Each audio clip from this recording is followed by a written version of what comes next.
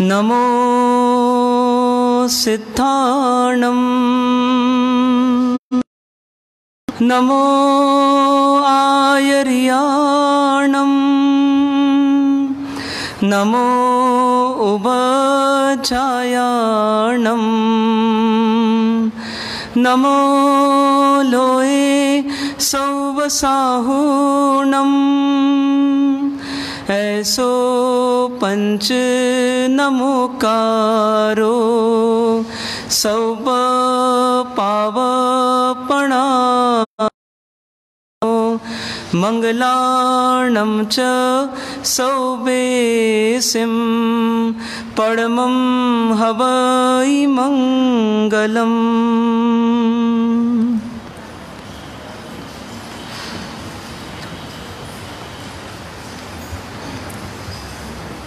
जगत पूज जिन राज है वीतराग भगवान, शीश झुकाए चरणों में होय कोटि कल्याण।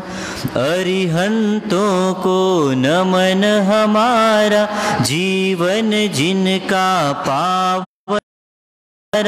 ऋषभनाथ जी पहले आए जग में धर्म ध्वजा फहराए।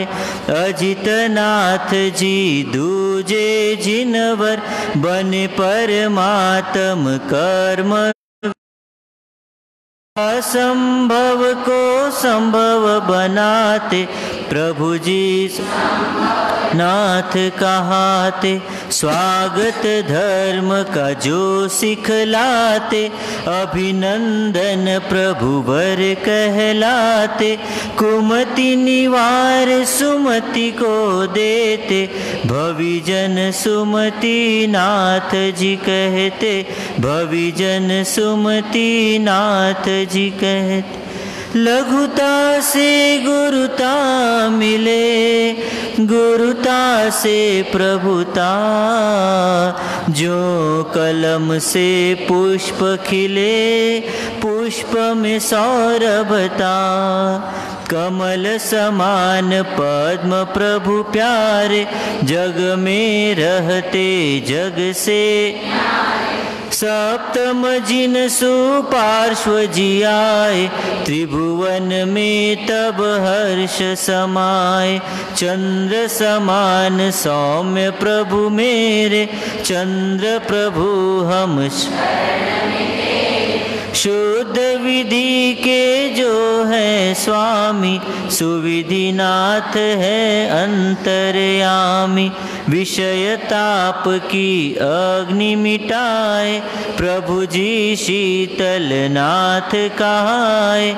मोक्ष मार्ग की राह दिखाए जग में वह श्रेयांस कहाए। जग में वह श्रेयांस कहाए।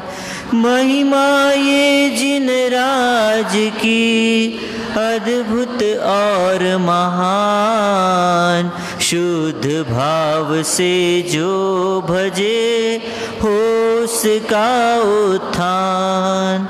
तीन लोक में परम पूज्य है ऐसे प्रभु मेरे वास पूज्य है। मलिन कर्म का किया समापन विमल नाथ को शत शत वंदन।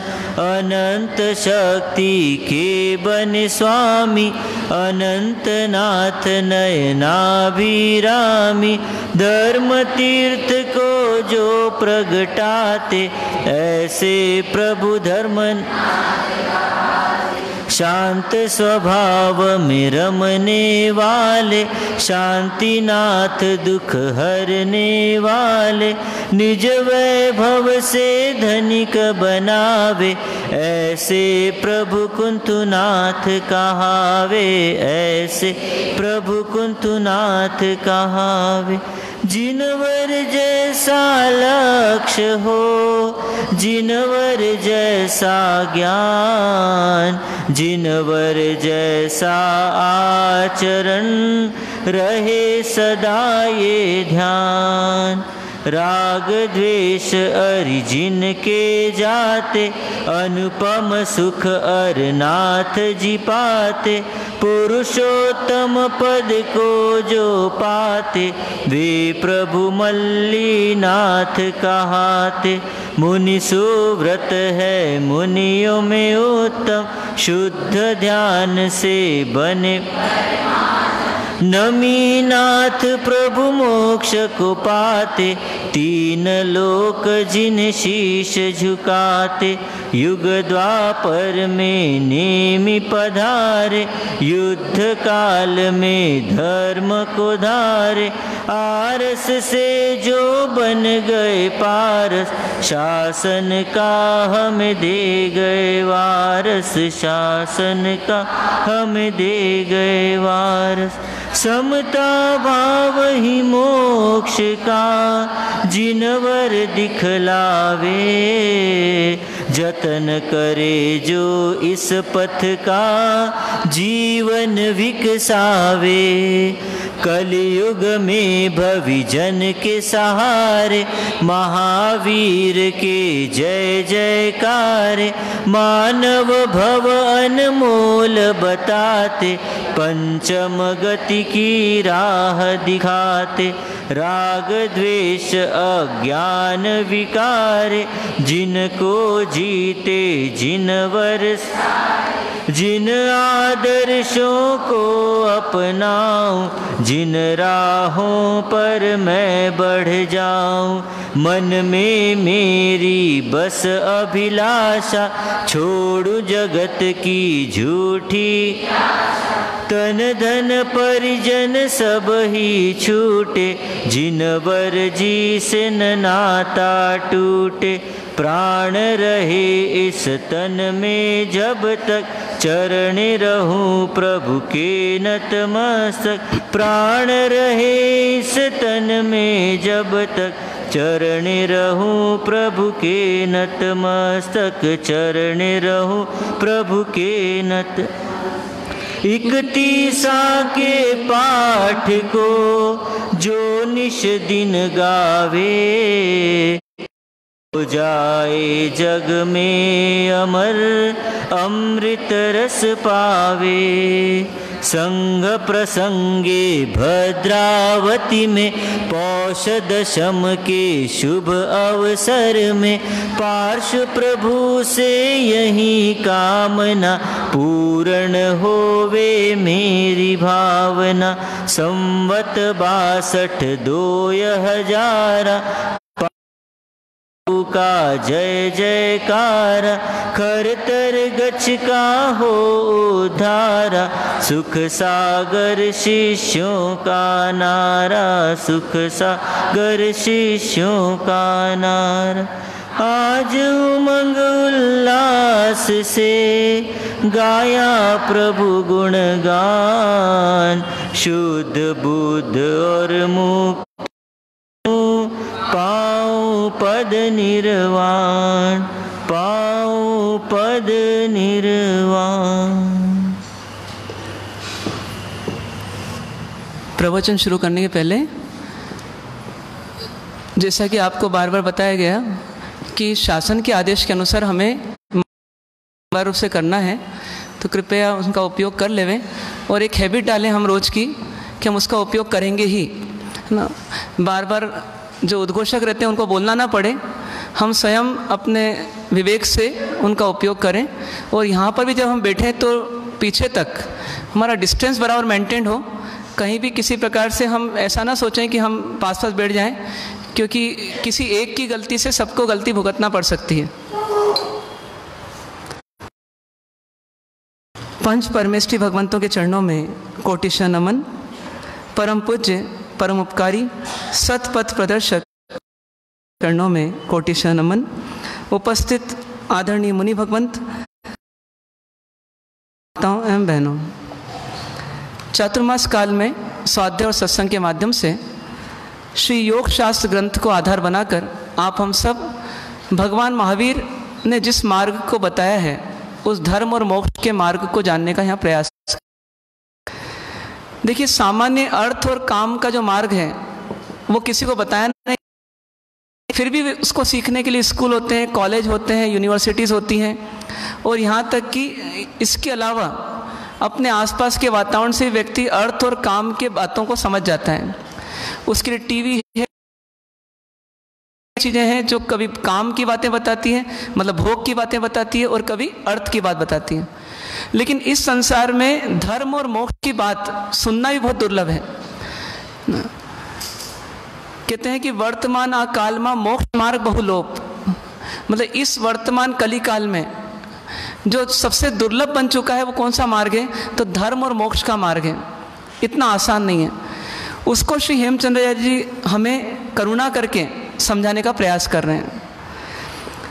कल तक हमने जो देखा वो ये देखा कि परमात्मा महावीर के जीवन के दो रूप, एक रूप उनके भीतर का जिसमें दृढ़ता ही दृढ़ता है, संकल्प के धनी है वो, अपने किए हुए अभिग्रहों को, अपने लिए हुए नियमों को, अपने पाले हुए व्रतों को जो कभी तोड़ नहीं सकते, मोड़ नहीं सकते।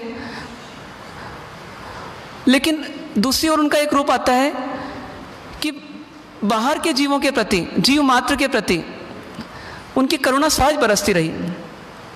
जब तक साधना काल रहा तब तक भी करुणा बरसती रही, और जब उन्होंने साध्य की ऊंचाई को छू लिया, मतलब अरिहंत पद की प्राप्ति कर ली, उसके बावजूद उनकी वाणी से, मतलब शरीर के द्वारा वो मार्गदर्शन जीवों को होता रहा जिनकी उनको रुचि थी, तड़प थी, सच्चे सुख का मार्ग।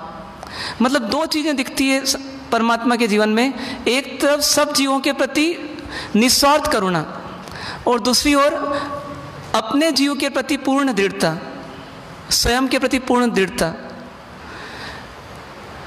उस दृढ़ता में हट भी नहीं था, उस दृढ़ता में जिद भी नहीं थी, उस दृढ़ता में अहंकार भी नहीं था, लेकिन उस दृढ़ता में ज्ञान के प्रति, वास्तविकताओं के प्रति, सत्य के प्रति पूर्ण समर्पण भी था। तो इसीलिए परमात्मा महावीर को हमने आदर्श माना है। जैसे कल हमने देखा कि एक तरफ संगम है और एक तरफ भगवान महावीर हैं। अब आज कुछ 2-4 मिनट के लिए हम आंख बंद करके एक चिंतन करें कि एक तरफ हम हैं और एक तरफ भगवान महावीर हैं। वो भगवान महावीर का वही रूप जो एक रात्रि प्रतिमा धारण किए हुए, जो साधक अंधेरी रात में अनिमेष बिना पलक झपकाए साधना कर रहे हैं और उन पर उपसर्गों की बौछारें हो रही हैं, और दूसरी ओर हमारा सुविधामय, संपन्नतामय, विलासितामय जीवन, उसके बहुत ढेर सारी परेशानियां, ढेर सारी मानसिक उलझनें अंदर में है ना। इन दोनों की तुलना करें हम थोड़ी देर के लिए, अपने ईगो को निकाल करके परमात्मा के समक्ष हम एक सेवक की तरह जाएं और अपनी वास्तविकताओं से हम अवगत हों। 2 मिनट के लिए आंखें बंद करके परमात्मा के उस रूप को देखने का प्रयास करें। अभी भले ही शरीर के माध्यम से वो रूप दिखेगा, पर उनके भीतर की गुणों की स्थिति को भी देखने का प्रयास करें उसके माध्यम से। गौर से देखें, एक मानव अंधेरी रात में हिंसक जानवरों की आवाज़ें जिस वन प्रदेश में गुंजायमान हो रही है, उसमें किसी पेड़ के नीचे, झाड़ियों के बीच में, एक सूखे शिला पर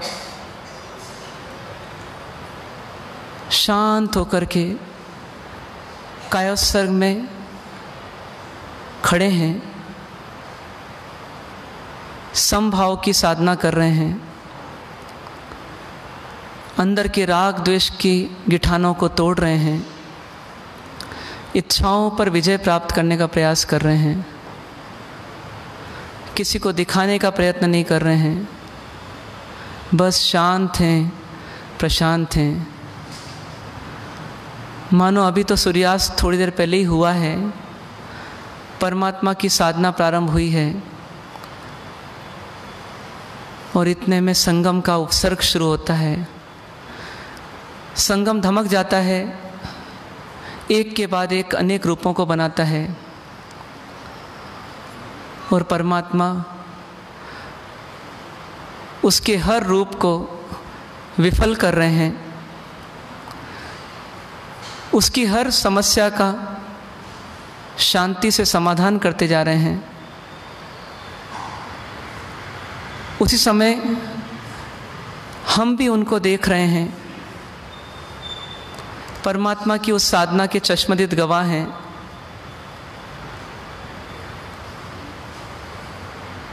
हम सोच रहे थे कि संगम इतना बड़ा देव, इतनी सारी शक्तियाँ, रिद्धियाँ, लब्धियाँ, भयंकर भयंकर रूप बनाने की जिसकी शक्ति, ऐसा संगम निश्चित तौर पर इस मानव को परास्त कर देगा। लेकिन नहीं, रात बीतती गई और अंधकार छटता गया। अंत में जाकर के संगम हार गया और संगम के साथ ही क्रोध का, मोह का, लोभ का, दुष्टता का अंधकार चला गया और सवेरे सवेरे उजाला हो गया। पूरे रात भर परमात्मा को जिस शांत मुद्रा में देखा, सुबह भी परमात्मा उतने ही शांत थे। अब हमने उनको अपने से तोलना शुरू किया, कहाँ मेरे प्रभु और कहाँ मैं। विचार करें, कहाँ प्रभु और कहाँ मैं। उनके विशाल रूप के सामने मैं बड़ा बोना हूँ।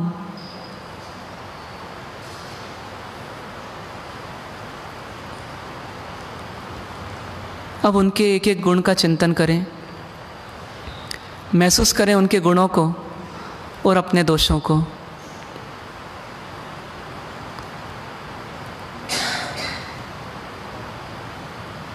मैं जो बोलूँगा आप उसी पंक्ति को दोहराएंगे भी और महसूस भी करेंगे। हे प्रभु, आप कितने सहिष्णु हो। हे प्रभु, मैं कितना असहनशील हूँ। हे प्रभु, आप कितने सरल हो। हे प्रभु, मैं कितना वक्र हूँ। हे प्रभु, आप क्षमा की मूर्ति हो। हे प्रभु, मैं क्रोध का अंगारा हूँ। हे प्रभु, धन्य है आपकी एकाग्रता। हे प्रभु, मैं सदा विचलित हूँ। हे प्रभु, आपकी करुणा आदर्श है। हे प्रभु, मुझे स्वार्थ के अतिरिक्त कुछ नहीं आता। हे प्रभु, आपके पास असीम शक्ति थी, लेकिन आपने उपयोग नहीं किया। हे प्रभु, मैं अशक्त हूँ, फिर भी अपनी शक्तियों का कितना गर्व करता हूँ। हे प्रभु, आपका जीव मात्र के प्रति विनय है। हे प्रभु, मैं अविनीत हूँ। हे प्रभु, आपको लेश मात्र भी द्वेष नहीं आया। हे प्रभु, मुझे आज तक अपने वेरी पर कभी राग नहीं आया। हे प्रभु, आपने कर्म के उदय को जीत लिया। हे प्रभु, मैं कर्म के उदय से हारता रहा, मुझे कर्म जीतता रहा। हे प्रभु, आप योगियों के नाथ हो। हे प्रभु, मैं भोगियों का स्वामी हूँ। हे प्रभु, आप पावन हो। हे प्रभु मैं पतित हूँ। हे प्रभु आप निष्काम हो, आप निस्वार्थ हो, आप निरासक्त हो। हे प्रभु मैं कामी हूँ, भोगी हूँ, स्वार्थी हूँ। हे प्रभु आपने इस संसार से मुक्ति पाली। हे प्रभु मैं इसी संसार में रखड़ रहा हूँ, बेचैन हो रहा हूँ, परिभ्रमण कर रहा हूँ। हे प्रभु आपका पुरुषार्थ जग गया, मेरा पुरुषार्थ सुप्त है। मैं जगत में पुरुषार्थ कर रहा हूँ, आपने आत्मा में पुरुषार्थ किया। हे प्रभु आपका आत्मबल जागृत हो गया। हे प्रभु मेरा आत्मबल सुप्त है। हे प्रभु मैं कर्मों से घिरा हूँ। हे प्रभु आप कर्मों से मुक्त हो। हे प्रभु आप गुणों के भंडार हो। हे प्रभु मैं दोषों का भंडार हूँ। कैसी होगी मेरी दशा, मुझे कौन बचाएगा, मेरी नैया कौन पार करेगा। हर मनुष्य भव को मैंने ऐसे ही नष्ट कर दिया। हे प्रभु आप जैसा परम गुरु मुझे प्राप्त हुआ, लेकिन मैंने आपकी कद्र नहीं की। मैं संसार के तुच्छ साधनों में हर भव में आसक्त हो गया। कभी शरीर का दीवाना हो गया, कई भोगों का दीवाना हो गया। हे प्रभु आपके द्वारा बताए गए तत्व का मैंने हृदय की गहराइयों में कभी चिंतन नहीं किया, समभाव की महिमा को नहीं समझा, मैंने आत्मा को शांत नहीं बनाया, इसीलिए कर्म बंधन किया। हे प्रभु अब बहुत भटक लिया, अब आपके मार्ग पर चलूँगा। मैंने उस राह को पहचान लिया जिस राह पर आपके पद चिन्ह हैं। बस आपके पद चिन्हों का अनुकरण करूँगा और एक दिन इस संसार को समर्पित करके, तेरा तुझको अर्पण करके, आपके समान आपके पद को पा करके आपके समान ही गुणों को प्राप्त करूँगा, परम आनंद को प्राप्त करूँगा, परम आनंद को प्राप्त करूँगा, परम आनंद को प्राप्त करूँगा।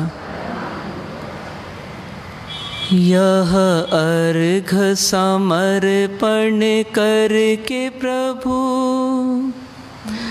यह अर्घ समर्पण करके प्रभु निज गुण का अर्घ बनाऊंगा, गुण का अर्घ बनाऊंगा और निश्चित तेरे सदृश प्रभु, और निश्चित तेरे सदृश प्रभु अरिहंत अवस्था पाऊंगा, अरिहंत अवस्था पाऊंगा और निश्चित तेरे सदृश प्रभु अरिहंत अवस्था पाऊंगा और अरिहंत अवस्था पाऊंगा। यह अर्घ समर्पण करके प्रभु निज गुण का अर्घ बनाऊंगा। यह अर्घ समर्पण करके प्रभु निज गुण का अर्घ बनाऊंगा। और निश्चित तेरे सदृश प्रभु अरिहंत अवस्था पाऊंगा। और निश्चित तेरे सदृश प्रभु अरिहंत अवस्था पाऊंगा। और निश्चित तेरे सदृश प्रभु अरिहंत अवस्था पाऊंगा। और निश्चित तेरे सदृश प्रभु अरिहंत अवस्था पाऊंगा। ओम शांति शांति शांति। चिंतन ऐसा करना हमेशा कि परमात्मा मेरे सामने हो और मैं परमात्मा से अपने आप को तोलूं। जब तोलूंगा तो पाऊंगा कि वो गुणों में ऊंचाइयों को छुए हुए हैं और मैं दोषों की गर्त में गया हुआ हूँ। लेकिन फिर भावना करना कि जैसे वो मानव से महामानव बने, ऐसे मैं भी एक दिन क्या बनूंगा? मानव से महामानव बनूंगा। हो सकता है क्या ऐसा? अपन इंसान से भगवान बन सकते हैं क्या? इंसान से भगवान बन सकते हैं क्या? भगवान बनना तो भगवान की मोनोपोली है ना। वो तो भगवान का अधिकार था कि वो अपना अधिकार है। योग शास्त्र इसी सत्य को बताने वाला है कि इंसान से भगवान बनने का मार्ग क्या है। और आश्चर्य की बात कि भरत चक्रवर्ती साधु थे कि गृहस्थ थे? मरुदेवा माता। तो ये जीव भी गृहस्थ जीवन में रहते हुए कहाँ पहुँच गए? परम पद को प्राप्त हो गए, मोक्ष को प्राप्त हो गए। और उसकी चाबी क्या है? समभाव, समता भाव। इसको हमेशा याद रखना, पूरे 5 महीने कम से कम याद रखना, उसके बाद रखें तो बहुत अच्छा है ना। कि एक समभाव की साधना हमारे जीवन की आराधना है, हमारे जीवन का सर्वस्व है। ये जिसने साध लिया उसके जीवन के दुख समाप्त हो गए, और इसको जिसने नहीं साधा वो देवगति में जाकर के भी दुखी हुआ, अब्जों की संपत्ति पाकर के दुखी रहा, चक्रवर्ती पद भी उसको सुखी नहीं कर पाया। इसीलिए तो चक्रवर्तियों को भी अंत में जाकर के अपने जीवन को मोड़ना पड़ा। और किस मार्ग पे आना पड़ा? राग द्वेष के उथल पुथल उतार चढ़ाव भरे मार्ग को छोड़ करके समभाव के सुगम मार्ग पर आना पड़ा, जिस मार्ग में कोई कांटे नहीं, जिस मार्ग में फूल ही फूल बिछे हुए हैं, ऐसा ये समभाव का मार्ग है। तो इस समभाव के मार्ग को हमें अब जानना भी है, फिर मानना भी है, और फिर जीना भी है। तो उसी के लिए हम आगे चलते हैं। मंगलाचरण के माध्यम से हेमचंद्राचार्य भगवान ने कहा, नमो दुर्वार रागादि वेरिवार निवारिणे अर्हते योगिनाथाय महावीराय तायिने पन्नगे च सुरेन्द्रे च कौशिके पाद संस्पृशि निर्विशेष मनस्काय श्रीवीर स्वामिने नमः। कृतापराधेऽपि जने कृपामन्थर तारयो ईषद योग शास्त्रम विरत द्वारा अब यहाँ एक प्रतिज्ञा की जा रही है कि मैं योग के मार्ग को बताने वाले शास्त्र की रचना करने जा रहा हूँ। क्या कहते हैं? योग शास्त्रम विरच्यते। मेरे द्वारा योग शास्त्र की रचना की जा रही है।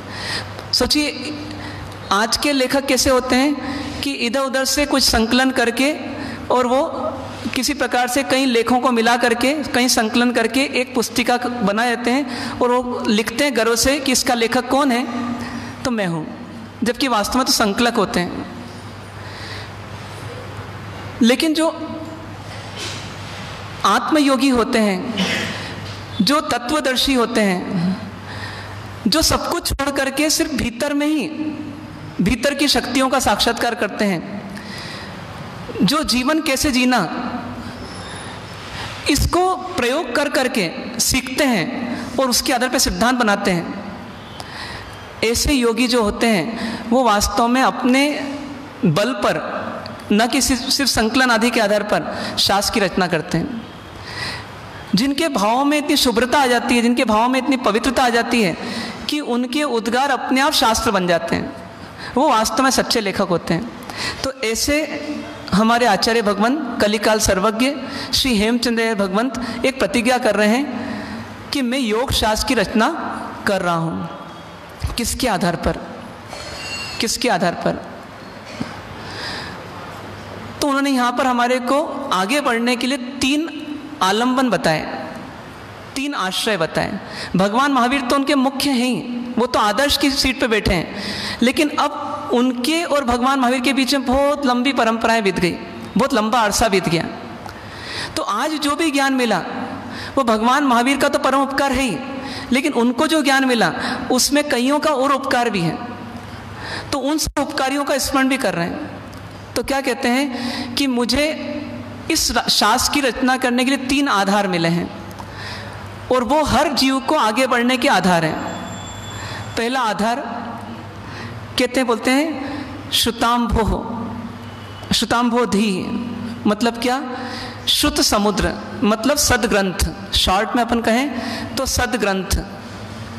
सदग्रंथ मतलब श्रुत का सागर, क्योंकि जितने भी ग्रंथ हैं ये क्या हैं? ये शुद्ध ज्ञान के समुंदर हैं। और ऐसा एक ग्रंथ नहीं, ऐसे ग्रंथ अनेक ग्रंथ हैं। तो इसलिए पूरा का पूरा शुद्ध ज्ञान कैसा है? परमात्मा के द्वारा दिया गया ज्ञान शुद्ध ज्ञान कहलाता है। और वो शुद्ध ज्ञान कैसा है? इस संसार में समुद्र के समान है। क्यों? क्योंकि वो अथाह है। हम जैसे नाचीज जो होते हैं वो जीवन में 2-4 किताबें पढ़ लेते हैं तो अपने आप को एजुकेटेड, क्वालिफाइड, लर्नेड ऐसा मान लेते हैं।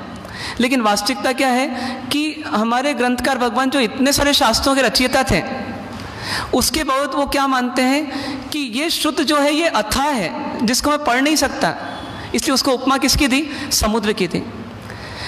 तो शॉर्ट में कहें तो सदग्रंथ, पर सदग्रंथ में क्या छिपा हुआ है? पूरा शुद्ध का समुद्र। ये जीवन में आगे बढ़ने की पहली बैसाखी है, मतलब पहला एक आलंबन है।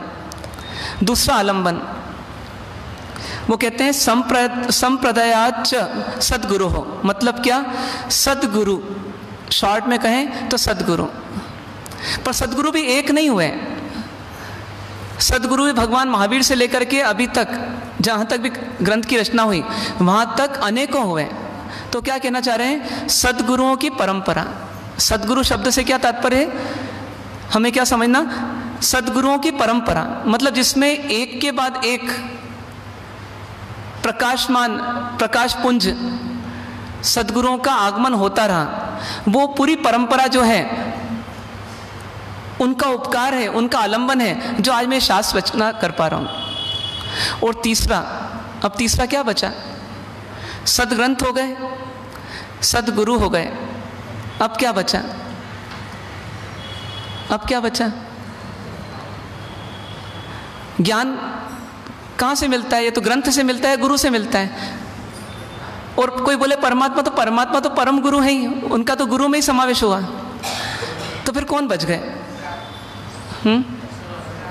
बताइए, चिंतन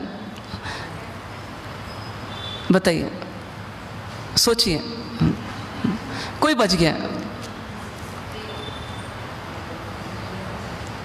बताइए। एक बुजुर्ग व्यक्ति है, उनको 10वें मंजिल पर चढ़ना है, लिफ्ट खराब हो गई, लेकिन क्या करें, घर ऊपर ही है, 14वें माले पर। अब 14वें माले पर घर है और पहले माले पर खड़े हैं, मतलब नीचे ज़मीन पर खड़े हैं। अब बहुत मुसीबत हो गई, लिफ्ट खराब हो गई, अब घर भी जाना है, क्या करना पड़ेगा? उनको क्या क्या चाहिए? बताइए।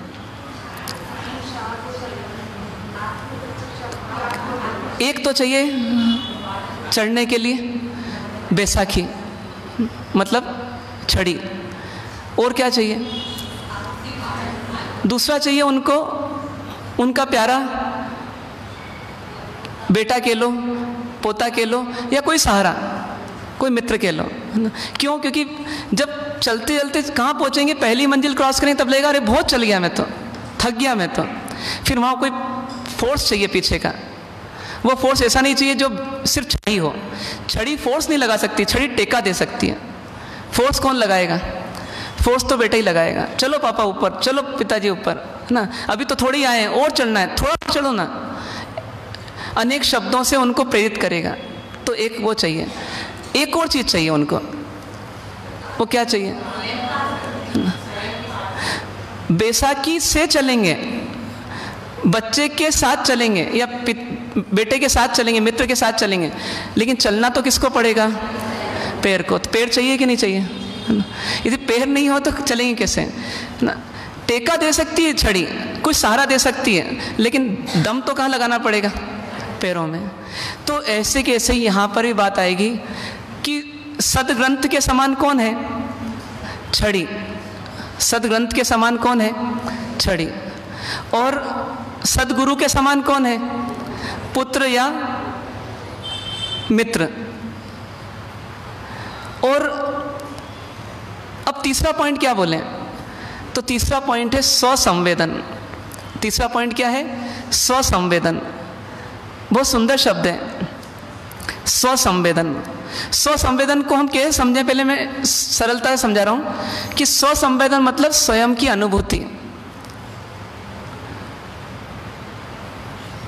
स्वसंवेदन मतलब स्वयं की अनुभूति।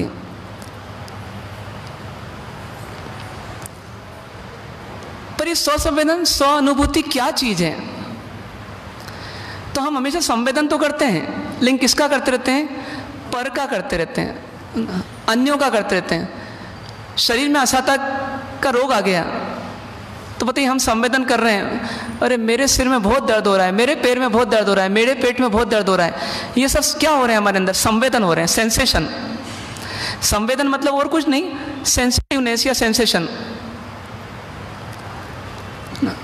एक ऑलपिन भी चुभती है तो उसका क्या होता है? हमारे को संवेदन होता है, ठीक है। लेकिन हम अक्सर जब भी कोई संवेदन होता है तो पर का ही संवेदन करते रहते हैं, है ना।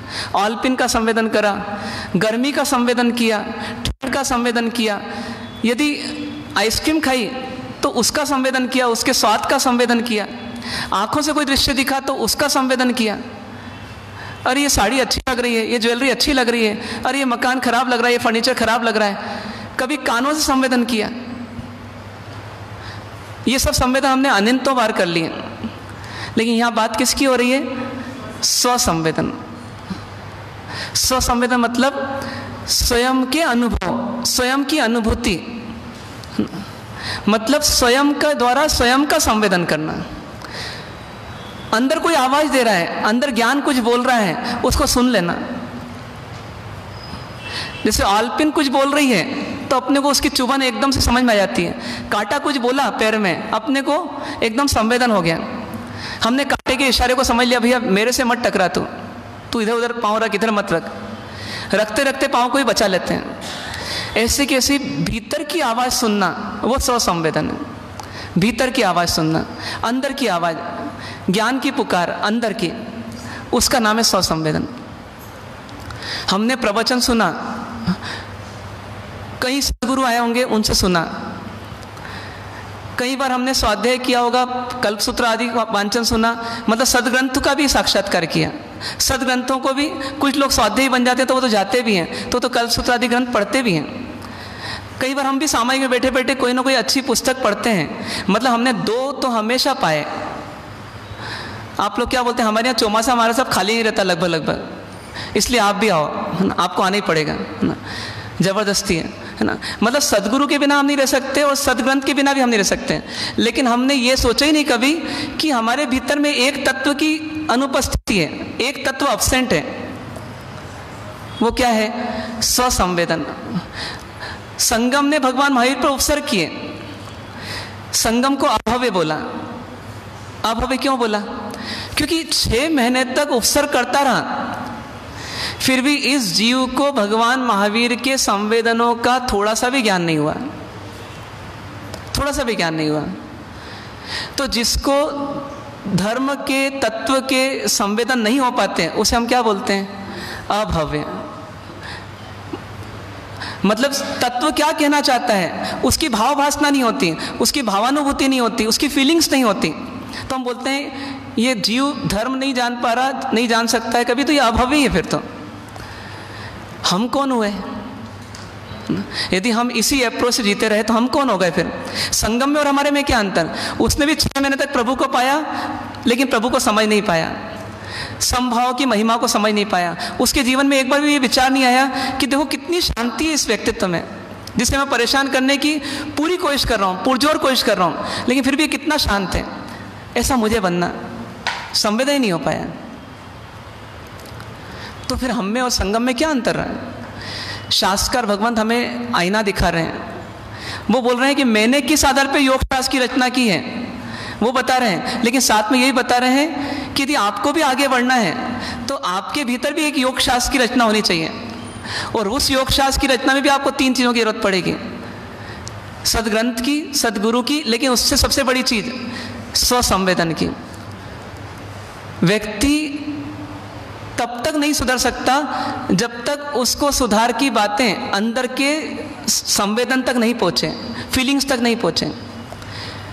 एक व्यक्ति को रोज बोलती पत्नी गुटखा मत खाया करो, गुटखा मत खाया करो, गुटखा मत खाया करो, सुना ही नहीं उसने, पत्नी का नहीं सुना, पिताजी का नहीं सुना, माताजी का नहीं सुना, पड़ोसी का नहीं सुना।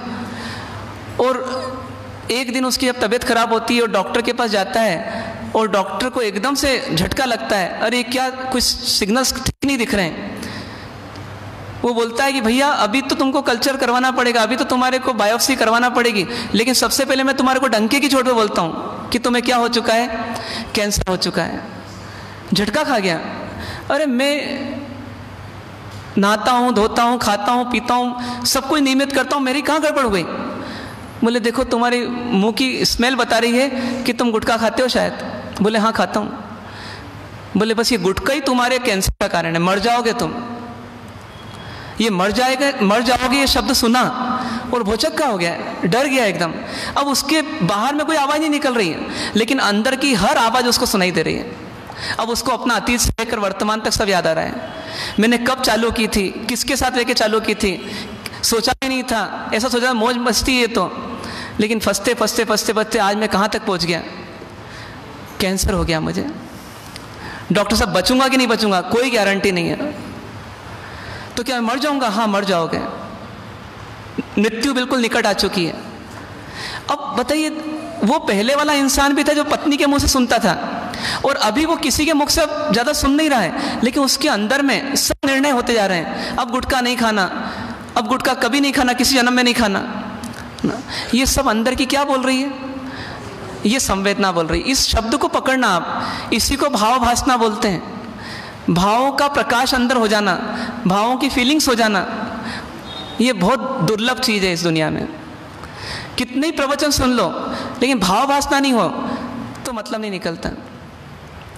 एक स्वामी जी महाराज साहब एक बार विहार करते करते कहीं पर आए, हम लोग भी वहीं ठहरे हुए थे, तो योग संयोग से बहुत दिनों की भावना थी तो वहीं रुके और कुछ दिन तक स्वाध्याय चला। तो स्वाध्याय चला तो थोड़ा परिचय भी हुआ पहली बार जीवन में उनका। तो बताया गया कि ये तेले के ऊपर पारना करते हैं, फिर तेला करते हैं। ये क्रम इनका न मालूम कब से चल रहा है। तो आश्चर्य हुआ, लेकिन सबसे बड़ी बात है कि एक बार उनके साथ ऐसे ही बैठे तो उनके तप की अनुमोदना हो रही थी मन में, लेकिन उनके मुख से जो बात सुनी उसका मस्तिष्क हिल गया। वो बोले कि महाराज साहब 3 दिन तो तेला बहुत अच्छे से होता है, लेकिन एक दिन जो पारना होता है ना, पारना करना पड़ता है। तो पारना क्यों करना पड़ता है? मतलब शरीर में अशक्ति नहीं होती क्या? शक्ति रहती क्या इतनी? बोले शरीर को तो छोड़ो महाराज साहब, कोई दम नहीं इस शरीर में। क्या बोलती हैं वो? बोले जब मैं गोचरी में कुछ लेती हूँ तो मेरे को जीव दिखाई देते हैं, जिन जीवों की हिंसा से ये गोचरी बनी है। और मेरा हृदय कांप जाता है। इतना बोलते बोलते वो कोई मतलब ऐसा नहीं था नाटक था या कोई शब्दों का खेल था या कोई पड़ी पड़ी बातों की अभिव्यक्ति थी। उनकी आंखों में टपाटप आंसू बहने लगे। उनको चुप करना पड़ा कि महाराज अभी तो पारणा नहीं कर रहे हो ना, आप अभी क्यों सोच रहे हो इतना। पर आप सोचो कि उनकी आंखों में आंसू किसके बल पर आए, किसके बल पर आए? संवेदना के बल पर। अब देखिए हमारे अंदर संवेदना है या नहीं है? है, पर कौन सी संवेदना है? नेगेटिव संवेदना है। आपको कोई एक शब्द सुनाया जाता है, आपकी आंखों में टपाटप आंसू आ जाते हैं। बोलते बोलते आ जाते हैं कि देखो दोपहर में उन्होंने मेरे को, सुबह मेरे को उन्होंने ऐसा ऐसा शब्द बोला था, अभी तो शाम हो गई है लेकिन बोलते बोलते टपाटप बह रहे हैं। आवाज़ बदल जाती है। पियर जाती बहू और 2 महीने पहले की दास्तान सुनाती है माँ को और बोलते बोलते माँ बहुत परेशानी है, 2 महीने पहले उन्होंने ऐसा ऐसा कहा था मेरे को। अंदर की संवेदना बोलती है, चेहरा कुछ बदल जाता है, वाणी बदल जाती है, आंखों में आंसू आ जाते हैं। मतलब ये सब संवेदना है। एक पुरुष भी है तो अपने ईगो में थोड़ी सी भी दखलंदाजी बर्दाश्त नहीं कर पाता। कभी नौकर ने इतना ही बोल दिया कि बाबूजी मैं तो नहीं आऊँगा आज। उस बाबूजी ने कहा कि आज ओवर टाइम करना पड़ेगा। बाबूजी आज तो नहीं करूँगा चाहे कुछ भी हो जाए। इतना सा बोला, बाबूजी का पूरा चेहरा ही बदल गया, चेहरे का नूर ही चला गया। क्यों? क्यों? संवेदना जग गई। अपन बोलते हैं कि मैं बहुत संवेदनशील हूँ, मैं बहुत एकदम सेंसिटिव हूँ। बात सही है, हम सेंसिटिव हैं सब लोग। अभी मैं बोल रहा हूँ, मुझे कोई कुछ कह दे तो मुझे भी असर हो जाएगा, चेहरा बदल जाएगा। तो ये क्यों? क्योंकि हमारे अंदर संवेदना तो है, नहीं ऐसा नहीं है, नेगेटिव संवेदना है। अब नेगेटिव संवेदना मतलब क्या? कि जिसकी संवेदना नहीं करना चाहिए उसकी संवेदना कर रहे हैं अपन। अपमान हुआ तो किसका हुआ? शरीर का। और इसके लिए कितने सेंसिटिव हैं अपन। इसका नुकसान हुआ, इसका अपमान हुआ तो एकदम सेंसिटिव हो गए। कभी किसी माँ के बेटे को पड़ोसी आकर के बोल दे कि अरे ये बहुत मस्तीखोर है, इसमें बिल्कुल संस्कार नहीं है, आवारा है आवारा, क्या हो जाएगी माँ? बिल्कुल क्या बन जाएगी? कौन सी माँ बन जाएगी? सोचिए। तो इतनी खतरनाक माँ कैसे हो गई? सेंसेशन अपने बच्चे के प्रति। ये अपना बच्चा तो व्यवहार है वास्तव में बच्चे के प्रति, पर शरीर के प्रति, बच्चे के प्रति व्यापारी जो है कोई कंपटीशन में आगे बढ़ गया, सुना उसको कि भैया ये तो इसकी तो बहुत बढ़िया चल रही दुकान, हिल जाता है। एक बार एक डॉक्टर साहब आए, बोले महाराज साहब ऐसे तो मेरा पेशा डॉक्टर का है, ऐसे तो मुझे लोग, कुछ लोग भगवान भी मानते हैं, ऐसे तो मुझे सबकी सेवा करना चाहिए, यही मैंने सीखा, बचपन में सीखा है जब कॉलेज में था तो। लेकिन फिर भी अंदर में स्वार्थ इतना बढ़ जाता है कि पूछो मत। तो क्यों, क्या हो जाता है? बोले अभी कुछ दिन पहले एक घटना घटी। बोले कोई दिन था, सोमवार मंगलवार कोई दिन था, बोले मैं रोज़ की तरह क्लिनिक पहुंचा। क्लिनिक पहुंच करके मैंने देखा कि मैं बैठ गया। अक्सर जब मैं बैठता हूं तो पहले से ही 8, 10, 15 मरीज तो आए हुए रहते हैं। उस दिन एक भी मरीज नहीं था। तो मैं बैठ तो गया, थोड़ी देर इंतज़ार भी किया, फिर भी कोई मरीज अंदर नहीं आया, न रिसेप्शनिस्ट ने कुछ बोला। तो मैंने रिसेप्शनिस्ट को फ़ोन लगाया और उनको बोला कि क्या बात है, आज कोई मरीज नहीं आए क्या? तो बोले हाँ साहब आज मरीज नहीं आए। बोले क्यों, क्या बात है? तो बोले रिसेप्शनिस्ट कुछ बता नहीं पाया। बोले आज तो वर्किंग डे, आज तो टाइम है, लेकिन आज कोई आया क्यों नहीं? इतनी खलबली मची डॉक्टर साहब के मन में, इतना पैसा कमा लिया फिर भी। बोले इतना पैसा कमा चुका हूँ, इतनी शोहरत कमा चुका हूँ, लेकिन मेरे अंदर ईर्ष्या आ गई।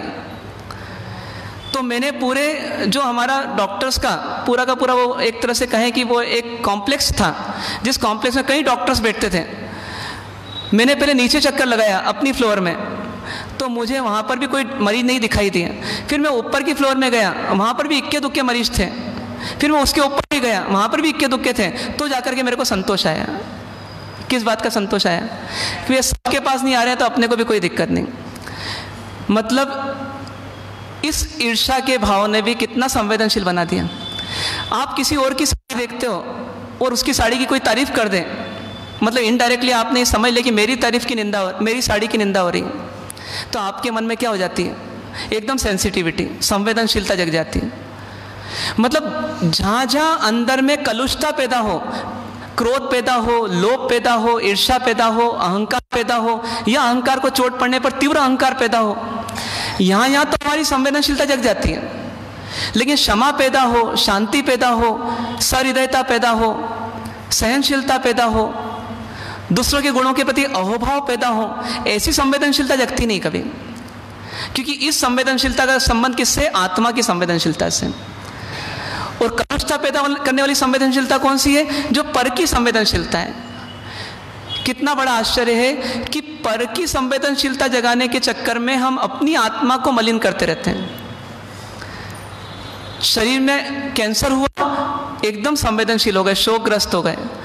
मतलब हमने क्या करा? शरीर के चक्कर में हमारे भीतर में राग को और बढ़ा दिया, मतलब मलिनता और बढ़ा दी, तो कचरा बढ़ा दिया।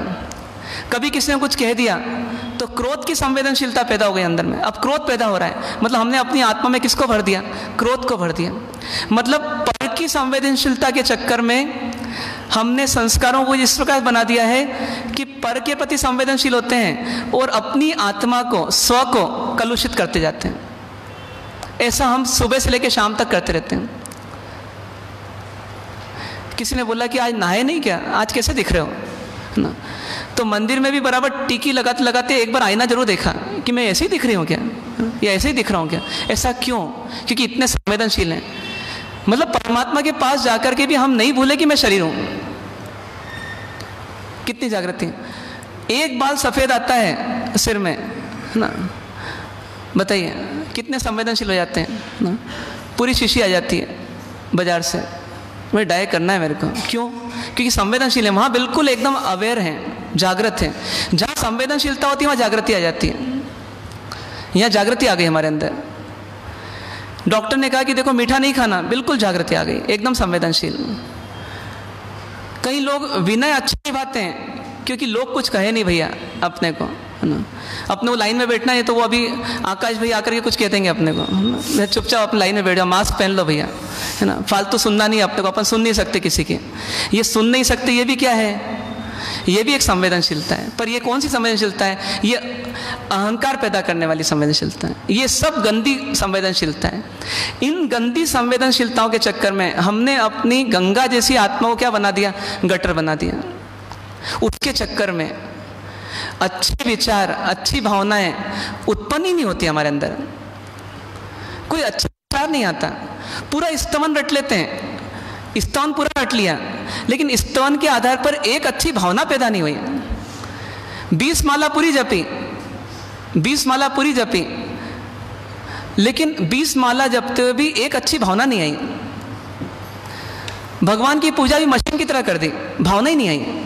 भावना का रस सूख जाता है कब? जब ये पर की संवेदनशीलता बढ़ जाती है तो। इसलिए देवचंद जी महाराज साहब के स्तवन में, देवचंद जी महाराज साहब ने ऋषभनाथ भगवान के स्तवन में क्या कहा कि प्रीति अनंती पर थकी जे तोड़े ते जोड़े है। आपसे मुझको आज तक प्रीति की संवेदना हुई नहीं। हे परमात्मा, आपसे प्रेम हुआ ही नहीं। क्यों नहीं हुआ, क्यों नहीं हुआ, क्यों नहीं हुआ? जब बहुत सोचा तो पता पड़ा कि मेरी प्रीति, मेरा प्रेम किससे है? पर से ही है, संसार से है। इतना प्रेम है कि मंदिर से बाहर जाता हूँ तो मंदिर कभी याद नहीं आता, लेकिन मंदिर में अंदर आता हूँ तो संसार कई बार याद आ जाता है। क्यों? क्योंकि संवेदना प्रीति से जुड़ी हुई है। जहाँ प्रीति है वहाँ संवेदना है। तो मैंने यदि आपसे संवेदना जोड़ना है, मतलब मुझे अपनी आत्मा से संवेदना जोड़ना है, तो मुझे क्या करना पड़ेगा? प्रीति अनंती पर थकी जे तोड़े ते जोड़े ए है। जो अनंत पदार्थों के प्रति रही हुई प्रीति, मतलब प्रेम है ना, लगाव, राग, उसको तोड़ेगा, वो किससे प्रेम जोड़ेगा? परमात्मा से प्रेम जोड़ेगा। परमात्मा से प्रेम जोड़ेगा तो पावनता आएगी, पवित्रता आएगी, अच्छे विचार आएंगे, अच्छी भावनाएं आएंगी। मैना सुंदरी को इतने भीषण कष्टों में भी भावना नहीं बिगड़ी। हमारे में और उसमें क्या अंतर? अरे हम में से कई लोगों ने अपने पिता की आज्ञा में शादी की होगी, उसने भी पिता की आज्ञा से शादी कर ली। हम भी घोड़ी पे बिठा करके किसी को लाए और उसने हमारे को, वो हमारे को साथ में ले गया। वो भी वहाँ पर भी ऐसे ही हुआ, कोई खच्चर में बैठ करके आया और मैना सुंदरी जी को साथ में ले गया। जैसे एक लड़की ससुराल जाती है ऐसी वो भी तो गई, लेकिन क्या अंतर रहा उसमें और अपने में? बस इतना ही अंतर रहा कि उसके भीतर की संवेदना बिगड़ी नहीं, उसके भीतर के भावों की स्थिति बिगड़ी नहीं। और हमारे भावों की दशा सुधरती नहीं। होता है ना ऐसा? तो इसके लिए हमें क्या करना पड़ेगा? अपना विषय बदलना पड़ेगा, पर से स्व का विषय लाना पड़ेगा, पर के विषय को हटा करके स्व के विषय को लाना पड़ेगा। क्यों? क्योंकि जितने अच्छे विचार हैं, जितनी अच्छी भावनाएं हैं, जितनी अच्छी शक्तियां हैं, उन सबका उद्गम स्थल, उन सबका स्रोत, उन सबका सोर्स कोई है जहां से स्टार्ट होती है वो सब चीजें। वो कौन है? वो स्व है। स्व मतलब आत्मा। मतलब हमें एक ही बात की जागृति बढ़ाना पड़ेगी कि सब नुकसान हो तो चलेंगे, किसका नुकसान नहीं होना चाहिए? आत्मा का नुकसान नहीं होना चाहिए। आप मान लीजिए कि स्नान करने गए तो आपने पानी का उपयोग किया, गीजर से पानी निकाल करके पानी का उपयोग किया, आधा पानी ढोला, आधा पानी वेस्ट कर दिया। आपने किसका नुकसान किया? पानी का नुकसान किया कि नहीं किया? पानी का नुकसान किया। पानी के जीवों का नुकसान किया कि नहीं किया? पानी के जीवों का भी नुकसान किया। अनावश्यक हिंसा, एक बूंद में 36,000 जीव, तो ऐसे इतने सारे पानी में कितने जीव?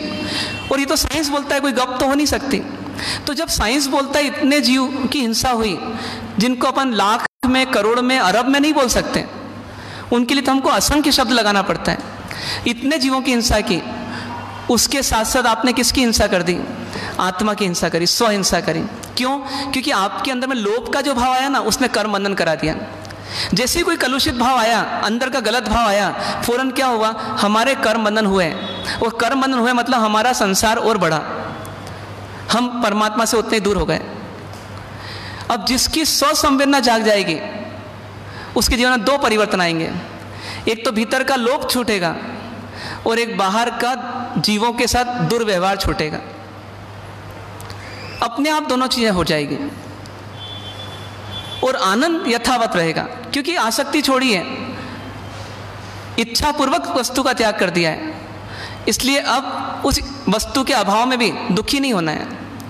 दुखी कब होता है इंसान? जब कुछ चाहता है और मिलता नहीं है।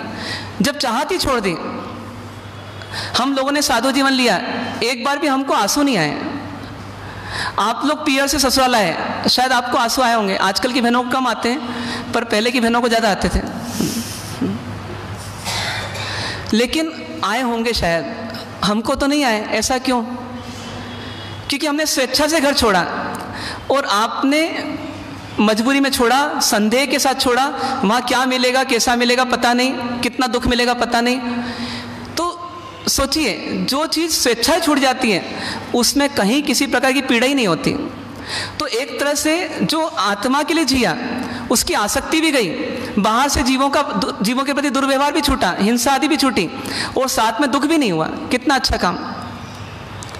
भगवान ने पूरी रात्रि बिताई, रात्रि में उन्होंने किसी को दुखी भी नहीं किया। जो दुखी था उसको भी, उसके प्रति भी शुभ भाव किए और स्वयं को भी दुखी होने नहीं दिया। कितना अच्छा काम है! तो ये काम करने के लिए हमारे को पर संवेदन से किस में आना पड़ेगा? स्व संवेदन में आना पड़ेगा। हम अपनी आत्मा की चौकीदारी पूरी करें, हम अपनी आत्मा के प्रति सावचेत हो जाएं। मेरी आत्मा के भाव बिगड़े मतलब मैं संवेदनशील, मुझे लोभ कैसे आ गया, मुझे क्रोध कैसे आ गया, मेरे को घमंड कैसे आ गया, मैंने उसको तीखे शब्द बोलने का भाव कैसे कर लिया, मैंने उसको धोखा देने का भाव कैसे कर लिया, मैंने देवरानी के बच्चे के साथ थोड़ा दुर्व्यवहार कैसे कर लिया। ये सब अंदर की संवेदना हमारी जगनी चाहिए। तो हम वास्तव में पर संवेदनशीलता से स्व संवेदनशीलता की बता रहे हैं। लेकिन हमारे हेमचंद्र भगवंत कैसे थे? वो इन पर संवेदनाओं को बहुत दूर छोड़ा है। जंगलों में रह करके, ग्रामों में रह करके, सदगुरु के पास रह करके, सदगुरुओं की परंपरा में रह करके, सदग्रंथों के बीच में रह करके उन्हें किसको ढाल दिया? अपने आप को ढाल दिया। जो पर की रुचि थी उसको किस में बदल दिया? स्व की रुचि में बदल दिया। जो पर की जागृति थी उसको स्व की जागृति में बदल दिया। बस ऐसा काम करने से वो क्या हो गए? स्व संवेदनशील हो गए। तो कहते हैं कि ये ग्रंथ जो है, इस ग्रंथ में 3 लोगों का उपकार है एक तरह से। पहला कौन सा? सदग्रंथ का। वो नहीं होते तो मुझे परमात्मा का मार्ग नहीं मिलता। सदगुरु को अभी वो नहीं मिलते तो मुझे आज मार्ग दिखाने वाला नहीं मिलता, ग्रंथ पढ़ाने वाला नहीं मिलता। लेकिन साथ में स्व संवेदन का भी। मतलब मुझे साधना करते हुए जो जो प्रयोग किए स्व को लेकर के, स्व को बदलने को लेकर के, तो मुझे जो जो सिद्धांत मिले, जो जो रास्ते मिले, जो जो मेरे को अंदर में प्रकाश मिला, दिशा मिली, ज्ञान मिला, वो मेरी अनुभूति है। लेकिन वो अनुभूति भी इस ग्रंथ की रचना का आधार बनी है। ऐसे 3 चीज़ें आधार बनी, याद रहेंगे ये 3 चीज़ें, सदग्रंथ, सदगुरु और स्वसंवेदन। पर वही 3 चीज़ें हमको भी आगे बढ़ने के लिए आवश्यक है, इस बात को भी उतना ही याद रखना है। क्यों? क्योंकि इन तीनों में से कुछ भी छूटा तो हमारा विकास रुक जाएगा। हमको बैसाखी रूपी सदग्रंथ रूपी बैसाखी भी चाहिए, हमको सदगुरु रूपी कोई लगाम लगाने वाला भी चाहिए, आगे बढ़ाने वाला भी चाहिए, और साथ में हमारे भीतर में अपने आप को आगे बढ़ाने की ललक भी चाहिए। और जो सुने उसको स्व संवेदन तक पहुंचाने के लिए हमारे अंदर में एक लालसा भी चाहिए।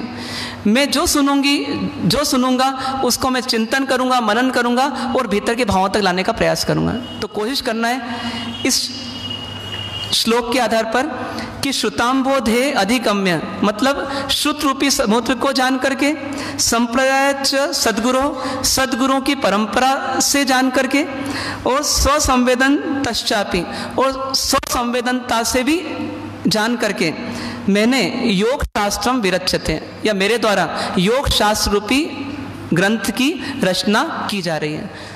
इस प्रकार से अब हमारे मूल विषय पर हम कल से पहुंचेंगे। वर्तमान योग पर छोड़ते हैं। ओम शांति शांति शांति।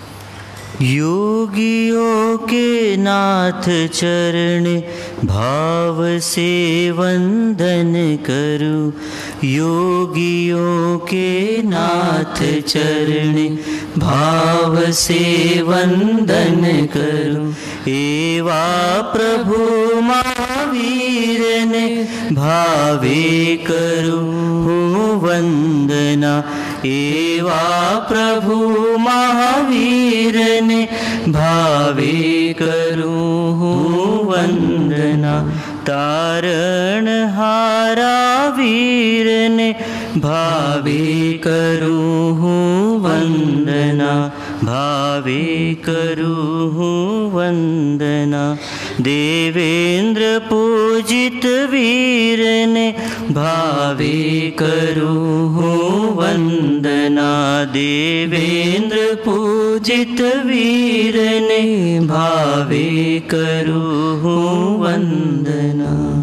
पचखंड तिव्यार उपवास सूर्य हो गए अपतन पच गई तिव्यम पैरम अस्नम खाएं सनत मनुष्य पाण हर पोर्सिम 60 पोर्सिम मनुष्य बच गई अनत नवणम सहसा गणम पच्छन कलम दिशा मनुष्य उत्तरम बोसरई पोर्सी 60 पोर्सी एकासना व्यासना आई बिलनिवी उगय सुनौकार से पोर्सिम 60 पोर्सिम मनुष्य बच गई चौवम पैरम अस्नम पाणम खाएं सनत नवणम सहसा गणम पच्छन कलम दिशा मनुष्य उत्तरम आई बिलम निविगई बिगई पचके नतम लेवलम गिस्से संकोत परशुतम एकासनम व्यासनम पचके तिव्यम पैरम अस्नम खाएं सनत नवणम सागणम आउंटन प्रसाद गुरोठ उत्तरम बोसिरई।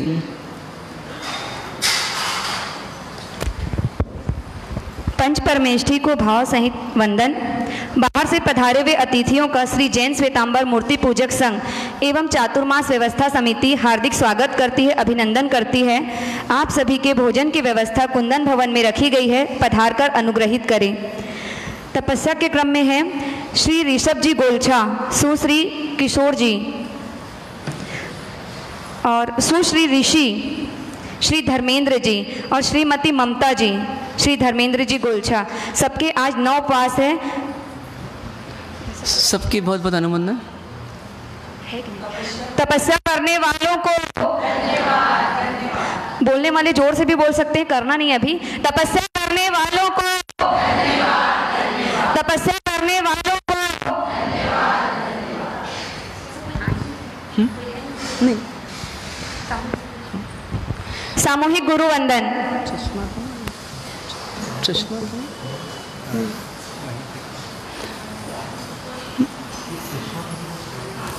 करिए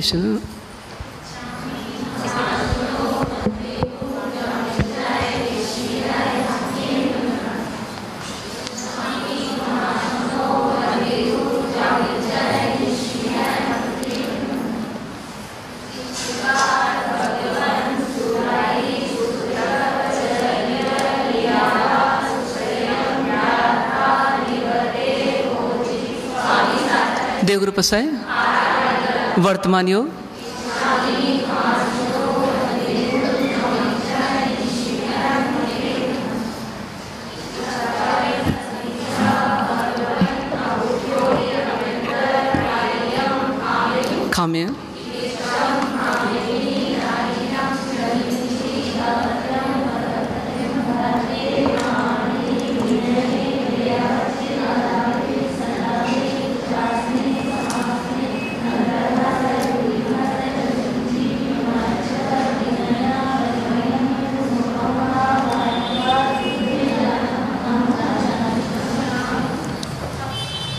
मंगलम भगवान वीरो मंगलम गौतम प्रभु मंगलम स्थूली भद्राद्या जैन धर्मोस्तु मंगलम सर्व मंगल मांगल्यम सर्व कल्याण कारणम प्रधानम सर्वधर्माणम जैनम जयति शासनम।